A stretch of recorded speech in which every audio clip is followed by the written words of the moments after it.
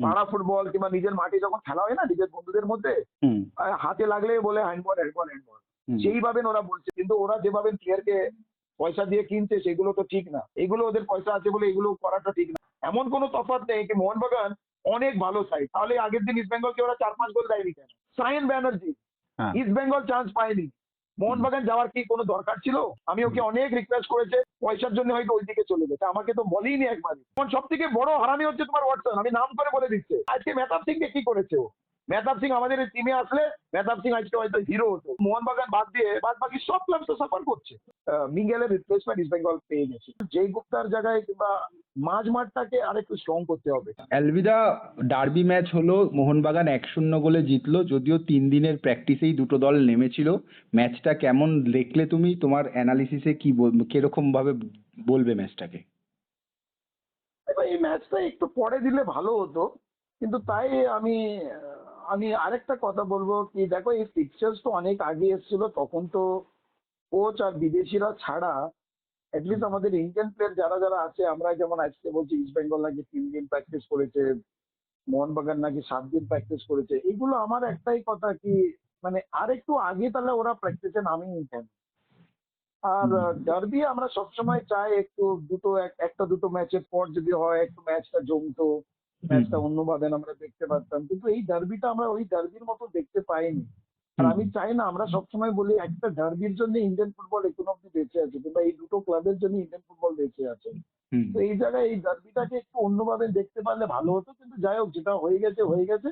হুম, তো মোহনবাগান জিতেছে ইস্ট বেঙ্গল হেরেছে তাতে আমার কোনো ইয়ে নেই, কারণ ম্যাচে তো হার জিত হতেই পারে। আর মোহনবাগানের ক্ষেত্রে যেটা অ্যাডভান্টেজ ছিল সেটা হচ্ছে ওদের প্রত্যেক প্লেয়াররা লাস্টেরই প্লেয়াররা ছিল যারা খেলেছে। হুম, শুধু একটা প্লেয়ার ছিল সেটা হচ্ছে রাহুল দিকে, আর উল্টো দিকে আমাদের সন্দীপ মান্ডি থেকে শুরু করে মানে রোহিত দানু, রোহিত কুমার, এরা সবাই নতুন, বাদ বাকি সবাই পুরোনোই প্লেয়ার ছিল। কিন্তু একটা টিম সেট হতে একটু সময় তো লাগে। কোচ হ্যাঁ, হ্যাঁ, তো পরে এসছে, তারপর টিম প্লেয়ার অনেক দেরিতে নেমেছে, প্লাস মোহনবাগানের আরেকটা অ্যাডভান্টেজ, কিছু প্লেয়ার তারা কলকাতা লিগ একটা ম্যাচ খেলেছে, তো হুম, ওরা হুম। একটা অপোনেন্ট কি হয় সেটা একটা আইডিয়া মোটামুটি ছিল। তো ওই জায়গায় আমি আগে থেকে মোহনবাগানকে একটা অ্যাডভান্টেজ পজিশনে রেখেছিলাম, কিন্তু ডিউরেন্ট কাপে একটা রাউন্ডের পরটা এই ম্যাচটা হলে আরো হয়তো ভালো হতো। হুম। সেক্ষেত্রে যে মানে ইস্ট বেঙ্গল যে ম্যাচটা খেললো, তোমার কাকে কাকে তোমার চোখে কে কে ইমপ্রেস করলো আর কি, নতুন ছেলেরা যারা খেললো আর কি, যেমন ধরো দেখো রোহিত সব কুমার, থেকে রোহিত বেশি দানু, আমার আমার সব থেকে সন্দীপ বেশি মান্ডি। ভালো হুম, লেগেছে সন্দীপ মান্ডি আর তোমার দানি রামিরেজকে খুবই ভালো লেগেছে নতুন প্লেয়ারদের মধ্যে। হুম, কিন্তু কিছু কিছু জায়গায় যেমন রোহিত কুমার, রোহিত দানো কিংবা জয় গুপ্তা, এদেরকে এদের পারফরমেন্সটাকে অনেক বেশি মানে ইমপ্রুভ করতে হবে। আর আরেকটা যেটা সব থেকে ভালো লেগেছে, হুম, কোচ যেটা একটা ইয়াংস্টার কিংবা জেসিনের মতন প্লেয়ারকে নামিয়ে দিতে চান্স দিয়েছে। আশা করি এই প্লেয়ারকে আরো বেশি চান্স দিলে ততই ভালো, কারণ এই প্লেয়ারদের মধ্যে একটা ফুটবল সেন্স আছে, ফুটবল হুম। কোয়ালিটি আছে, গোল স্কোরিং অ্যাবিলিটিস আছে। তো আশা করি ওকে কোচ যদি ইউজ করতে পারে কখনো কখনো কোনো কোনো ম্যাচে, এটা খুব ভালো হবে। এখানটায় মানে তুমি জেসিনের কথা বললে বলে একটা প্রশ্ন মাথায় এলো। তুমি গতবারও বলেছিলে আমাকে যে এই যে জুনিয়র টিম বা রিজার্ভ টিমের প্লেয়াররা তারা সুযোগ না পেলে তারা তো ডিপ্রাইভ হচ্ছে, তাদের আত্মবিশ্বাসটা যাচ্ছে। কিন্তু গত বছর যিনি কোচ ছিলেন, অস্কার বুজন, তিনি সাফল্য এনে দিয়েছেন ঠিকই, কিন্তু তুমি এটা বলতে উনি রেডিমেড প্লেয়ার চান, যার জন্য সেরকম প্লেয়ার আনা হয়। তো এইবার অ্যান্তোনিও লোপেস হাবাস এসছেন এবং তিনি জুনিয়রদেরকে ঘষে মেজে নেন আমরা জানি, এবং জেসেন্টিকেও সেই জায়গায় আজ দেখলাম খেলা শুরু করলো। তাহলে কি মনে হচ্ছে এবার রিজার্ভ টিমের প্লেয়াররা বা জেসিন এরা আরো নার্চার হয়ে সুযোগ পাবে? না পাবে, নিশ্চয়ই পাবে, যদি ওরা ঠিকঠাক প্র্যাকটিস করে কিংবা কোচের ফরমেশন গুলোকে ওরা ঠিকঠাক যদি বুঝতে পারে তাহলে নিশ্চয়ই পাবে, পাবে না বলে কিছুই নেই। হুম, কিন্তু জেসিনকে সেই পারফরমেন্স দিতে হবে। কলকাতা লিগে হয়তো অনেক বছর ধরে হাইয়েস্ট স্কোরার আছে কিংবা গোলগুলো অনেক করেছে, এখন now is to focus more on the senior team. আর নিশ্চয় আমার মনে হয় আবার যদি কেউ ভালো প্র্যাকটিস করে নিশ্চয়ই তাকে আজ না কাল চান্স দেবে। আর আমি এই কথাটা সবসময় বলতাম কি, বাচ্চাদেরকে চান্স দেওয়া উচিত বা রিজার্ভ টিম থেকে কিছু প্লেয়ারদেরকে কখনো কখনো ইউজ করা উচিত। হ্যাঁ, সেই কারণটা হচ্ছে একটা কোনো ম্যাচ ধরো যেমন লাস্ট ইয়ার আমরা মোহামেডানসে ৩ গোল বা ৪ গোল জিতছিলাম, তারপরে একটা রেড কার্ড হলো, আনায় অনেক সময় ছিল, হুম, হুম, তাতেই আমি দেখলাম অস্কার বুঝার সায়েন নয় বায়ের মতনের প্লেয়ারকে নামায়নি। কারণটা কেন, কিছু কিছু সময় এইসব ম্যাচে যদি এদেরকে নামানো হয়, তাহলে ওই ম্যাচে ধরো কোনো অ্যাসিস্ট কিংবা গোল করলে ওর কনফিডেন্স বাড়বে, কোচের কাছে একটা ট্রাম্প কার্ড এসে যাবে কিংবা কোচের কাছে একটা এক্সট্রা বেঞ্চ স্ট্রেংথ হয়ে যাবে। আজকে হুম, তুমি যদি দেখো আমান সিকে কে আমরা রিলিজ করে দিচ্ছি, ওই ছেলেটা জামশেদপুরে প্রথম কালকে ম্যাচ হ্যাঁ, ফাটিয়ে খেলেছে। হ্যাঁ, তো এইগুলো যদি অন্য টিম যদি অ্যাসেট পায়, এইগুলো তৈরি করেছে কারা? ইস্ট বেঙ্গল। তো আমি হুম, চাই না ইস্ট বেঙ্গল এই প্রোডাক্ট গুলোকে নষ্ট করে দেয় কোনো, যে যে কেউ হোক, সেটা হুম, বাঙালি হোক কিংবা নন বেঙ্গলি হোক। তো হুম, তাই জন্য আমি হয়তো সবসময় চেষ্টা করি ইয়াংস্টারদেরকে যত চান্স দেবে ততই ভালো হবে। যাই হোক, একটা ম্যাচে তো অ্যানালাইজ করার কিছু নেই। একটা হুম, ম্যাচে জেসিন হয়তো চান্স পেয়েছে, কিন্তু জেসিনকে তো আরো হার্ডওয়ার্ক হুম। করতে হবে যদি এই টিমের মধ্যে ঢুকতে হয়। হ্যাঁ, মানে তোমার এই কথাটাতেই আরেকটা জিনিস যেটা আমার মনে হয়, যেমন ধরো গত মানে ডার্বিতে আমরা দেখলাম সায়ন ব্যানার্জি খেললো মোহনবাগানের জার্সিতে, এবং রোহিত দানু খেললো একই পজিশনে, যদিও ফার্স্ট ইলেভেনেও পরে নেমেছে, কিন্তু দুজনের যদি খেলা দেখো, রোহিত দানুর থেকে সায়ন কিন্তু অনেক ভালো খেলেছে। তো সায়ন ব্যাপারটা মানে রোহিত দানুর থেকে আমার মনে আমার চোখে আর কি অনেক মানে এক্সাইটিং ফুটবলার বাদিকের উইং আর কি। দেখো, it is too early to comment on that players, কে ভালো কে খারাপ। সেখানে রোহিত ধোনি বা রোহিত দানু ভালো না সায়ন ব্যানার্জি। হয়তো সায়ন ব্যানার্জি আগে থেকে থাকলে হয়তো রোহিত হুম, দানুকে নিতে বলতোই না কোচ। যেহেতু হুম, সায়ন ব্যানার্জি চলে গেছে বলে হয়তো রোহিত দানুকে নিতে বলেছে, কারণ ওই জায়গায় ওর একটা প্লেয়ার দরকার ছিল। এইসব মানে হুম, পরে কোচিসরা কিভাবে বলবে, কিংবা হয়তো ইস্ট বেঙ্গল ফাইন্যান্সিয়াল টার্মসে হয়তো সেইভাবে সাইনের সাথে ডিল হয়নি, সেই কারণে হয়তো ওইদিকে একটা ডিলটা ভালো পেয়েছে, সেই কারণে হয়তো সাইন চলে গেছে। হুম, এইগুলো দেখো, প্লেয়াররা আসবে প্লেয়াররা যাবে, কিন্তু ক্লাব সবসময় ওই জায়গায় থাকবে। এবার রোহিত দানু ভালো না সাইন ব্যানার্জি ভালো, সেটা কিন্তু সবাই বলে দেবে। কিন্তু ইয়েস, একটা জিনিস বলতে পারি, রোহিত দানু হোক কিংবা সাইন ব্যানার্জি হোক, তাদের দুজনের মধ্যে একটা ফুটবল স্কিলস আছে, ফুটবল কিছু ব্যাপার আছে। তো আমি আশা করছি সাইন হোক কিংবা আমাদের রোহিত দানু, এরা একটু ইয়াংস্টার্স বলে একটু ভালো যদি ব্রাইট প্রসপেক্ট হিসাবে ওরা যদি এগোতে পারে, আমার নিজেরই খুব ভালো লাগবে, কারণ আমরা সবসময় ইয়াংস্টার্সকে বেশি হাই লেভেলে দেখতে চাই। একদমই। আর আলবিদা, দলটা কিরকম হলো ইস্ট বেঙ্গলের যদি বলো, মানে একেবারে তো অনেকগুলো চেঞ্জেস এসছে, অনেক নতুন ফুটবলার এসছে, মানে বড় নাম আসেনি ঠিকই, কিন্তু মানে ইন্ডিয়ান স্কোয়াডের ক্ষেত্রে তুমি কি কতটা আশাবাদী বা কিরকম মনে করছো স্কোয়াডটা হলো? দেখো, একটা অ্যাডভান্টেজ যদি আমি বলি, মিঙ্গেল যাওয়ার পর মিঙ্গেলের জায়গায় দানি রামিরেজকে আমার যে বেশ ভালোই লেগেছে প্রথম ম্যাচে, although it is too early to comment on any player. Hmm, কারণ আমরা সবসময় বলি একটা ভালো প্লেয়ার সবসময় প্রথম ম্যাচে ও হয়তো ভালো রেজাল্ট নাই দিতে পারে, কিংবা বাজে প্লেয়ার সে হয়তো প্রথম দিনে ভালো কিছু করিয়ে দেখাতে পারে। হুম, কিন্তু দানি রামিরেজ হুম, বেশ ভালো ফুটবল খেলেছে আর ভালো সার্ভিস দিয়েছে, কিংবা হুম, ভালো, আমার মনে হয় সবার চোখে লেগেছে। কিংবা হুম, সবাই হয়তো বলতে পারে কি মিঙ্গেলের রিপ্লেসমেন্ট ইস্ট বেঙ্গল পেয়ে গেছে, কিন্তু মিঙ্গেল তো সারা বছর কিছু একটা করিয়ে দিয়েছে। আর আর দানি রামিরেজ জাস্ট প্রথম ম্যাচ 20 মিনিট কিংবা 30 মিনিট হয়তো খেলার সুযোগ পেয়েছে, সেই জায়গায় ও হয়তো কিছু একটা স্কিল কিংবা কিছু একটা ডিফারেন্স দেখিয়ে দিয়েছে। কিন্তু সিজন তো আরো অনেক লম্বা, অনেক হুম, যেতে হবে। আমার হুম, এই কথাটা এখন অব্দি মনে হচ্ছে, যখন যেই বছর মাদি তালাল এসেছিল প্রথম ম্যাচে, সবাই মাদি তালাল করেছে, তারপর থেকে মাদি তালাল পারফরমেন্স নিয়ে খুব একটা খুশি ছিল না। যাই হোক, দানি রামিরেজ যখন নিয়েছে, নিশ্চয়ই ওর পায়ের স্কিল আছে, জাদু আছে, সবকিছু আছে। আর সেই হুম, কারণেই কিন্তু লাস্টের one of the most assist contribution তারই ওর বেশি অ্যামাংস দ্য গোল অ্যাসিস্ট। তো সেই কারণে ওকে তো ইস্ট বেঙ্গল নিয়েছে। কিন্তু আমার মনে হয় ইস্ট বেঙ্গল যেই গুপ্তার জায়গায় কিংবা মাঝ মাঠটাকে আরেকটু স্ট্রং করতে হবে। আমি আহ, হুম, রশিদের পারফরমেন্স আমি আমি আরেকটু বেটার চাইবো। বাট অবশ্যই আবার বলি, হুম, এই প্রথম ম্যাচ তো অনেক কিছু বোঝা যায়নি, কারণ হুম, 3 দিন মাথায় ওরা প্র্যাকটিসে নেমেছে। আশা করছি যত দিন যাবে, যত ম্যাচ খেলবে, তত ওদের ফিটনেস বাড়বে, আর রশিদ বলো, রোহিত কুমার বলো, ওরা সবাই ভালো জায়গায় আসবে। মানে কিন্তু তুমি ইস্ট বেঙ্গলকে লেফট ব্যাক আর মাঝমাঠটাকে একটু স্ট্রং করতে হবে। মাঝমাঠ বলতে কি তুমি ডিফেন্সিভ মিডফিল্ডার বলছো না সাউল ক্রেসপোর জায়গাটা বলছো? না না, সেটা দেখো, মাঝমাঠ বলতে সবসময় আমরা ফুটবলের টার্ম যদি বলা যায়, হুম, সেটা নাম্বার 6 আর নাম্বার 8 বলা যায়। হুম, হুম, এবার দানি রামিরেজ নাম্বার 8 খেলবে না নাম্বার 10 খেলবে, এগুলো শুধু কোচ জানে। হুম, নাম্বার 6 আমি যদি বলি, আমি তো বলবো রশিদ নাম্বার 6 হলো। হুম, এবার নাম্বার 8 আগের দিন হয়তো জিকসন খেলছিল। হুম, তো এইগুলো আমার মনে হয় আর একটু স্ট্রং। বাট পরে যখন দানি রামিরেজ, রশিদ, জিকসন এরা 3 জন খেলতে শুরু করলো, তখন ইস্ট বেঙ্গল বেশ ভালো লাগলো। কিন্তু রোহিত কুমার বলো কিংবা সৌভিক চক্রবর্তী, এদেরকে আরো পারফরমেন্সের দিকে বেশি নজর দিতে হবে। হুম। না আরো দুটো বিদেশি স্লট রয়েছে। শোনা যাচ্ছে স্ট্রাইকার আসছে বা অ্যাটাকিং মিডফিল্ডার আসছে। ওই জায়গাটায় মানে ইফিয়ং তো রয়েছে। ইফিয়ংকে আগের বছর দেখেছো তুমি। তো আক্রমণ ভাগটা কিরকম হচ্ছে বলে মনে হচ্ছে? তবে একটা সুবিধা, সেটা হচ্ছে একিয়ং কিংবা দানি রামিরেস, এদের দুজনের মধ্যে কম্বিনেশন আছে, এদের নতুন করা কিছু নেই, কারণ এরা দুজন একই ক্লাবে খেলেছে লাস্ট ইয়ার। হুম, তো এই কম্বিনেশন শুধু দুজনের মধ্যে না, যারা উইঙ্গার খেলে কিংবা আরে সাপোর্টিং যা মিডফিল্ডার আছে, তাদেরকে সবাইকে সাপোর্ট করে খেলতে হবে। কিন্তু হুম। যাই হোক, আমার মনে হয় একিয়ং কিংবা দানি রামিরেস কিংবা যারাই আরো নতুন যারা যারা আসবে, তাদের সবাই একটা কম্বিনেশন হবে বলে আমি আশাবাদী। দেখা হুম। যাক কি হয় না হয়। আর ডার্বিটা নিয়ে আরেকটা যেটা বিষয় দাঁড়িয়েছিল যে আমরা দেখলাম কিন্তু একদিকে ডার্বিতে তোমার ডার্বিটা যতই 3 দিনের প্র্যাকটিসে ডার্বি তো ডার্বি অ্যালভিরা তো সেখানটায় দাঁড়িয়ে ওই চিকসানের একটা বল হাতে লাগলো ওটা নিয়ে কিন্তু বিতর্ক শুরু হয়েছে যে ওটা পেনাল্টি দেয়নি বা তোমার দেখে কি মনে হয়েছে যদি একটুখানি বলো।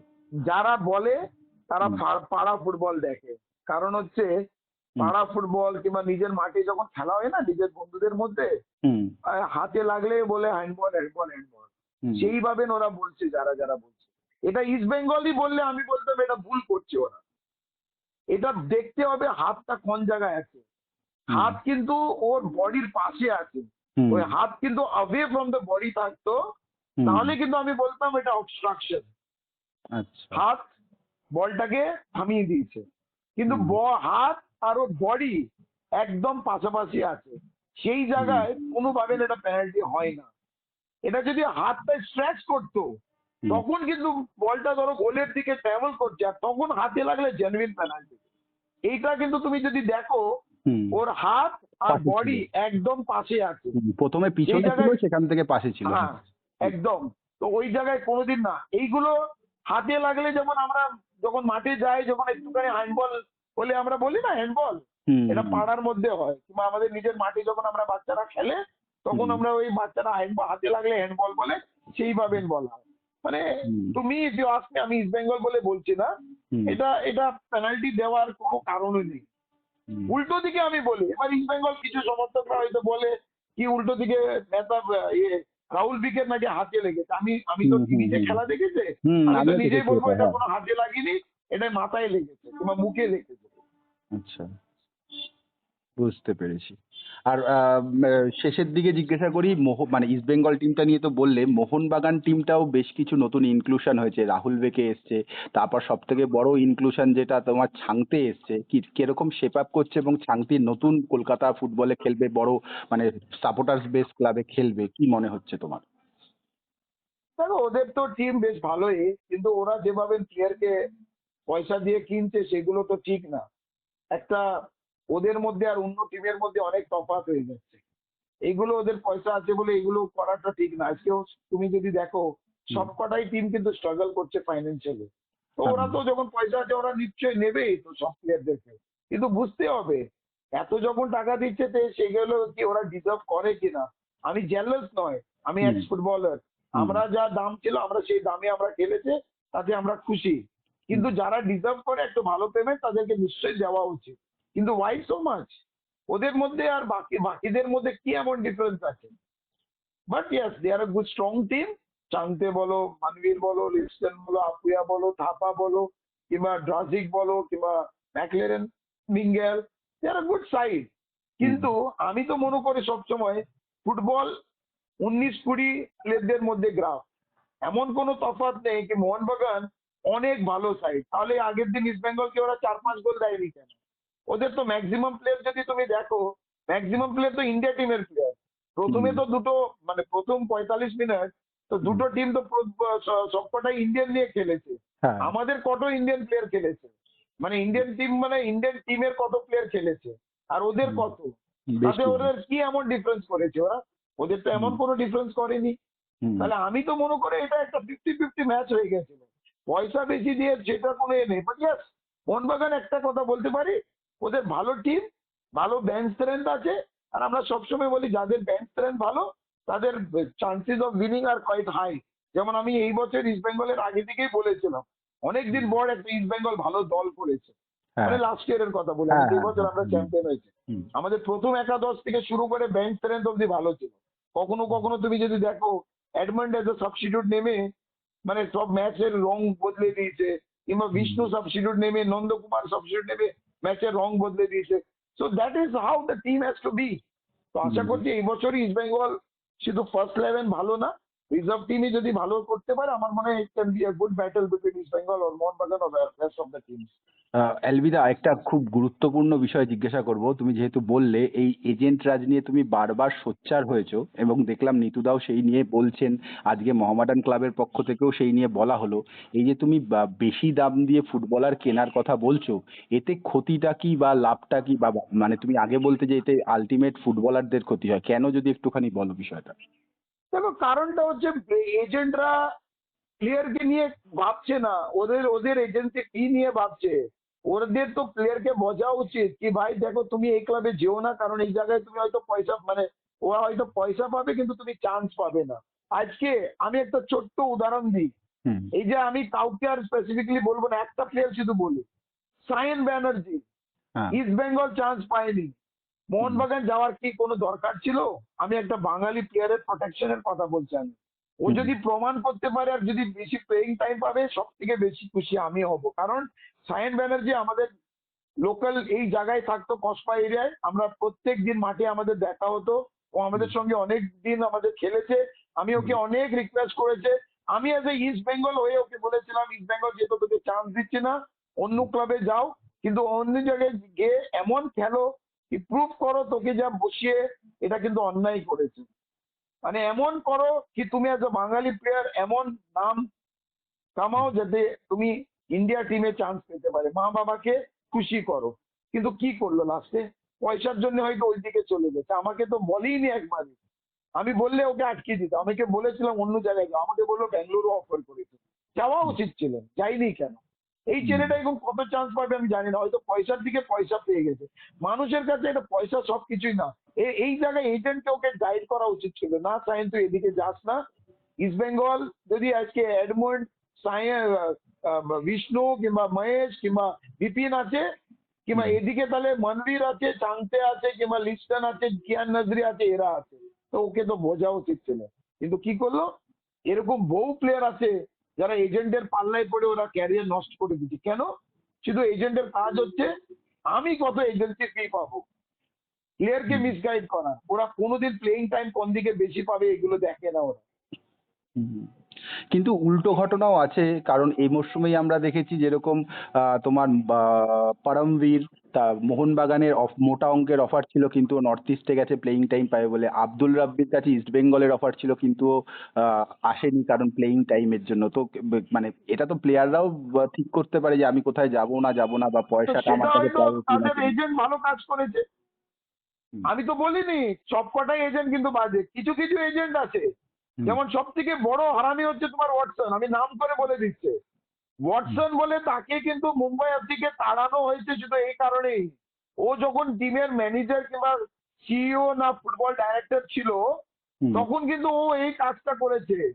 ও হুম, প্রত্যেক প্লেয়ার একটা এজেন্সিতে দিত, ব্যাঙ্গালোরের একটা এজেন্সি আছে ওই এজেন্সিতে দিত।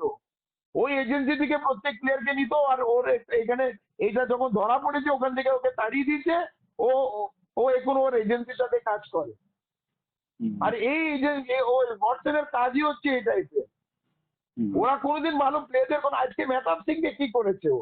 মেহতাব সিং আমাদের টিমে আসলে মেহতাব সিং আজকে হয়তো হিরো হতো, হুম, কিন্তু ওই মেহতাব সিংকেও মোহনবাগানে দিয়েছে, যেই ছেলেটা এখন সাফার করছে।